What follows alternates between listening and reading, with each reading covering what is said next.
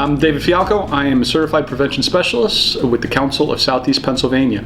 The Council is a nonprofit organization that specializes in advocacy, recovery supports, treatment, and intervention.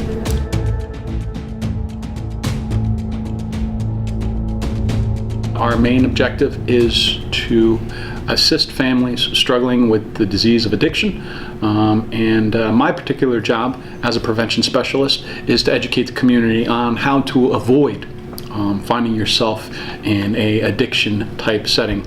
We all know addiction is a brain disorder disease that is acquired through exposure to substances. You don't know who you are or how vulnerable you are to these substances until you put yourself in harm's way. So one of the things that I think is very important in prevention is that we educate the young people on resiliency, on focusing on things that require skill and effort to make themselves feel, say, happy or a natural high. And when I refer to natural highs, I'm referring to dopamine and serotonin, two endorphins that are only released when you engage in things that require skill and effort. And these two things will provide a person with a short-acting, happy moment that makes them feel good, and then it's gone.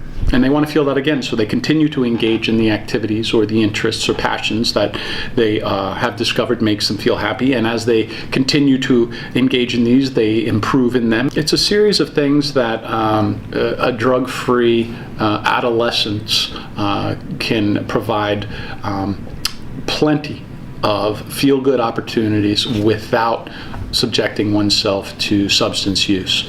I don't tell kids to say no. I don't tell kids you can't do this or you shouldn't do that. What I provide young people with is some information on the topic, some education and knowledge, because knowledge is power, and then if they have this knowledge base, then perhaps they will make better informed decisions and avoid it altogether.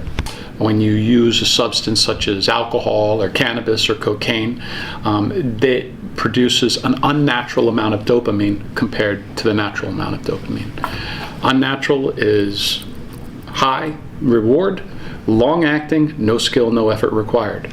Natural is short-acting, skill and effort required, and still a very high euphoria associated with that natural. It's just as you use drugs, this doesn't seem so great anymore once you get a taste for this. And that's the problem. The reason why you have to be 21 in order to use alcohol legally, and in some states cannabis legally, is that the brain is just about fully matured at that age. In other words, the prefrontal cortex, your decision-making part of the brain, your reward part of the brain, the nucleus accumbens, and your places like the amygdala, your fear factor, hippocampus, your emotional memory region of the brain. All those regions are fairly mature, and they've learned healthy, positive, pro-social coping mechanisms up until that age of 21. And so if you put alcohol or other drugs into that brain, theoretically, that brain should be able to handle occasional, short-term, responsible use.